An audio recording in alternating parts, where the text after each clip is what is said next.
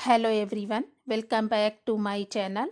आज हम बात करेंगे समाजशास्त्रीय विधि वेस्टेहन मैक्स वेबर की थ्योरी।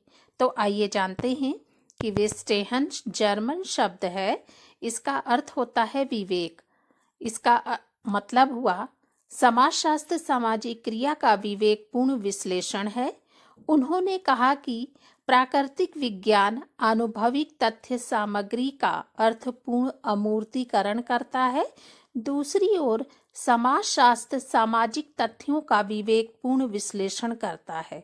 ऐसा करने में वह वैज्ञानिक विधि को अपनाता है।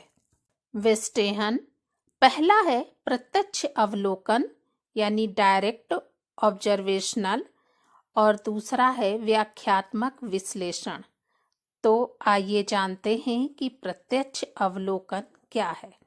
वास्तव में मैक्स वेबर ने एक मध्यम मार्ग अपनाया था, या कहना चाहिए कि उन्होंने सेतु बनाया था।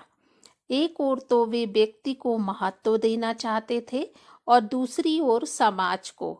जब वे प्रत्यक्ष अवलोकन की बात करते हैं तो उनका कहना है कि व्यक्ति जब व्यवहार करता है या दूसरों के व्यवहार को देखता है, तब जो कुछ उसे अपनी आंखों से दिखाई देता है वह उसका प्रत्यक्ष अवलोकन है। सामने वाले के व्यवहार को देखकर उसे क्रोध आ जाता है, यह उसकी समझ है। व्यवहार का यह उसका निर्वचन है, इसे प्रत्यक्ष अवलोकन कहते हैं। दूसरा है व्याख्यात्मक विश्लेषण। यहाँ व्यवहार की व्याख्या व्यक्ति के विश्लेषण पर है। वह सामाजिक और ऐतिहासिक विश्लेषण में व्यवहार को देखता है और इसी कारण इसे व्याख्यात्मक समझ कहते हैं।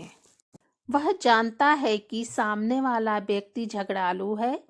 वह हर किसी से उलझ जाता है। कई लोगों से वह ऐसा ही व्यवहार करता है।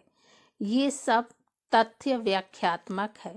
वेबर की अध्ययन विधि की खासियत यह है कि वे समाजशास्त्र को मूल रूप से एक आनुभविक विज्ञान बनाना चाहते थे। मैक्स वेबर कहते हैं कि जिस प्रकार के समाज विज्ञान को हम बनाना चाहते हैं वह साकार वास्तविकता की अनुभविकता का विज्ञान है। हमारा उद्देश्य वास्तविकता जो कुछ है उसकी विचित्रता को जानने का है। एक तरफ तो वो घटना का सामाजिक और सांस्कृतिक महत्व किया, उसे जानना चाहा, और दूसरी ओर उसकी जो अभिव्यक्ति है उसे समझना चाहते हैं। स्पष्ट यह है कि हम व्यक्ति द्वारा दिए गए अर्थ को जानना चाहते हैं और इसके पीछे जो ऐतिहासिक और सामाजिक कारण है उसे समझना चाहते हैं। वेबर ने वेस्टेहन को एक विधि के रूप में लिया है और वे यह आग्रह करते हैं कि इसके द्वारा जो भी घटनाएं घटती है उन्हें हम समझ सकते हैं। यह भूल होगी कि किसी भी घटना के पीछे केवल एक ही कारण होता है और घटना के पीछे कई कारण होते हैं और उन्हें हमें प्रत्यक्ष अवलोकन तथा विश्लेषण द्वारा जानना चाहिए। तो ये था वेबर का वेस्टेहन का सिद्धांत। धन्यवाद।